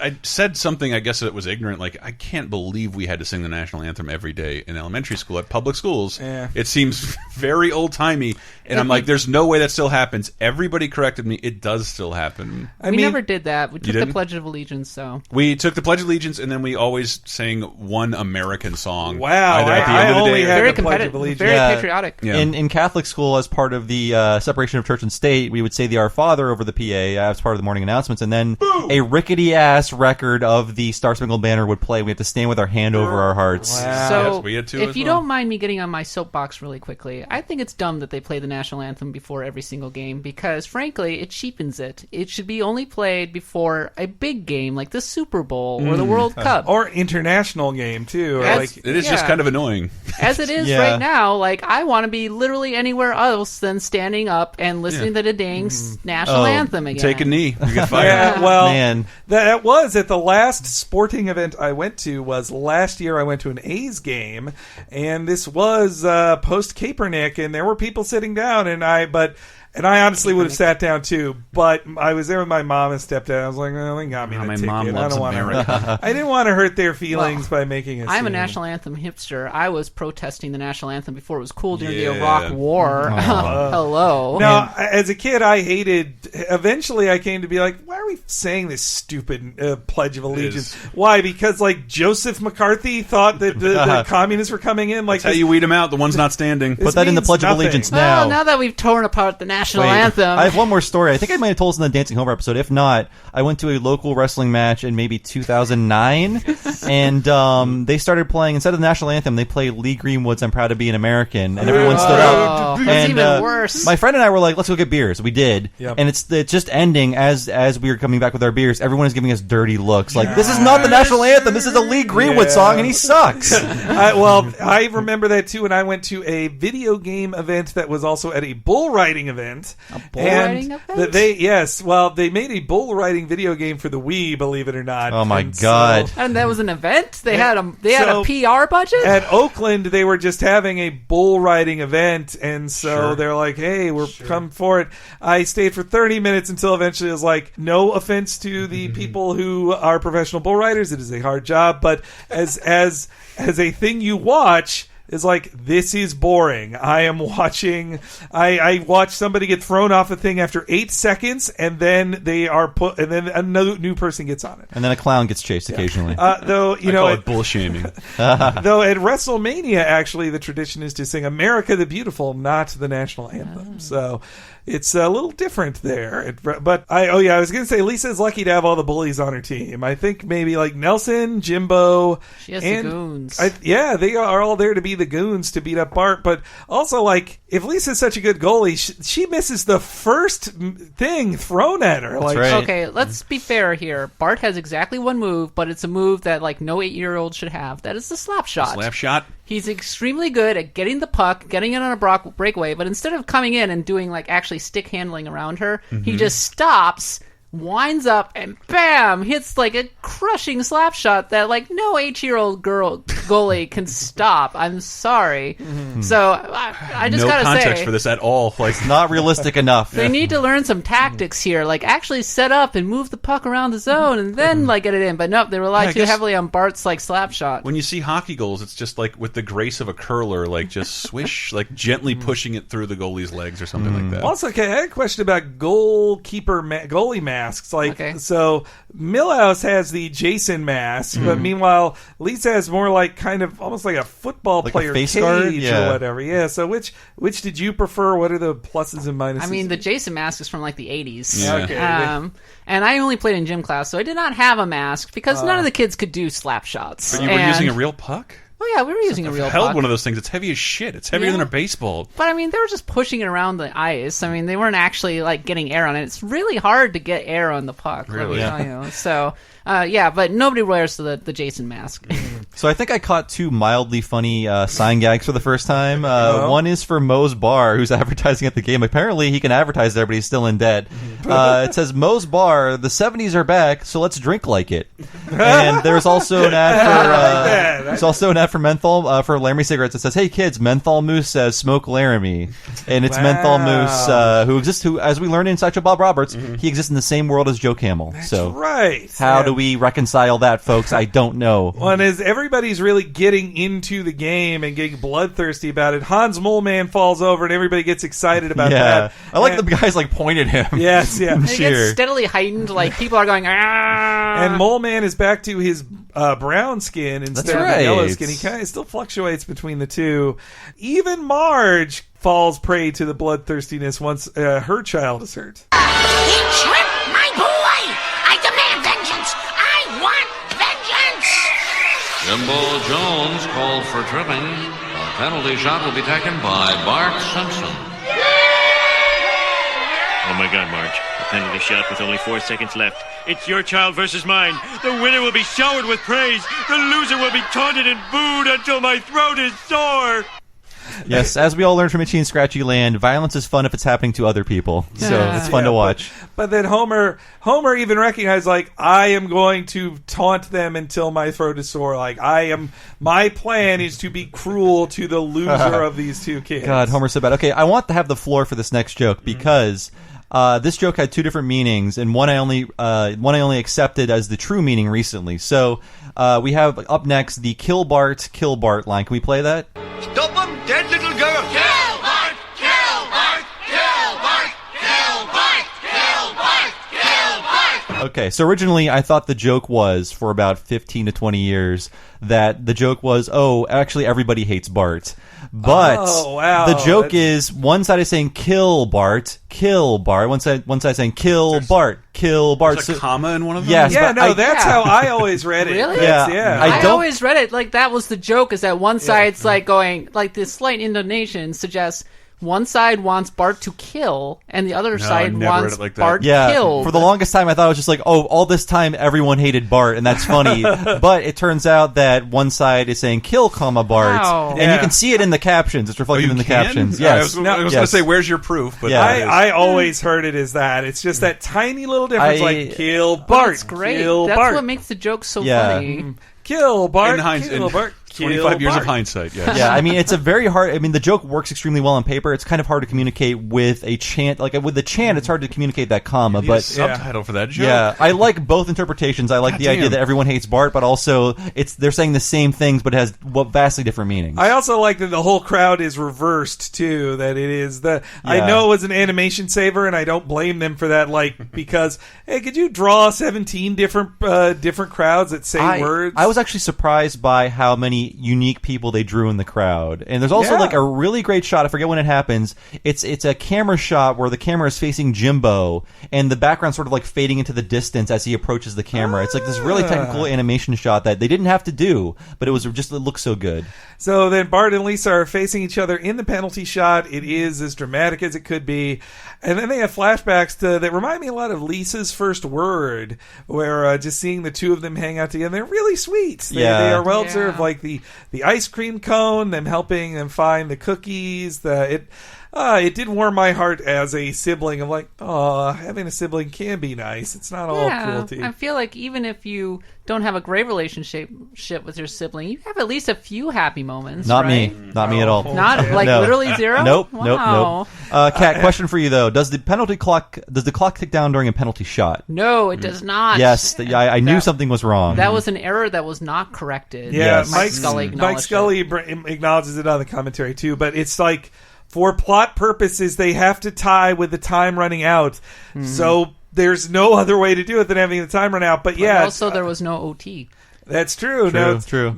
Well, Springfield's Pee Wee Hockey League has some weird rules. I mean, Bart and Lisa, I think they just agreed to stop playing when they skated off together. I only know about Sudden Death because there's a Jean-Claude Van Damme movie about it. Oh, yes, Sudden Death. Just pointing out, there aren't really ties in hockey anymore. That was kind of a joke in the 90s, was like, hockey has ties. That makes it a dirty foreign sport like soccer. And people like legitimately hated the ties. Actually, the first like professional hockey game I ever went to was a tie, and I thoroughly enjoyed it. It was a 3-3 tie.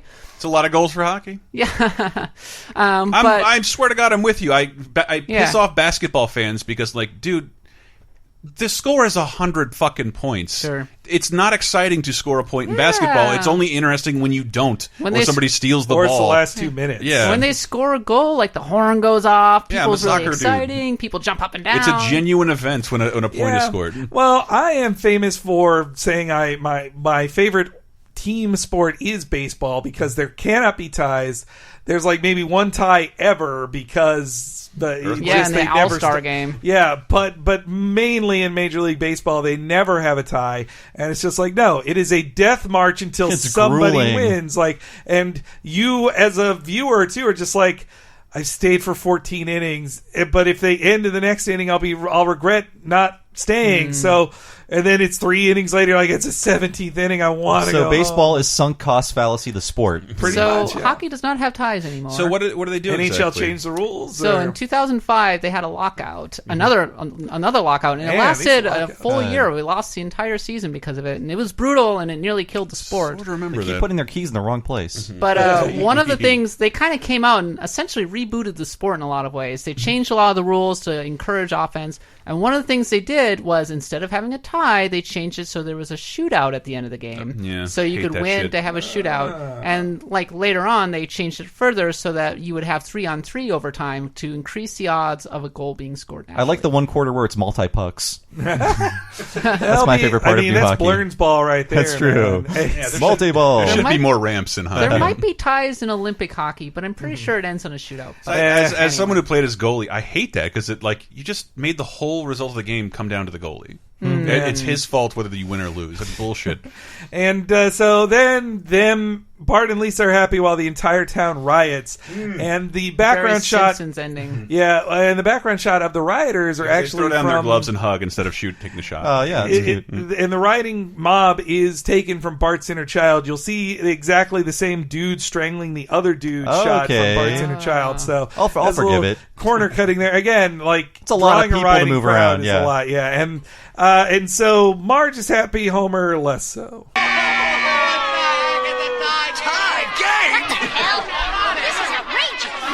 I've never been so proud of them. They're both losers. Losers. Rip off. We paid for blood. Splash apart. That's great. That's way good for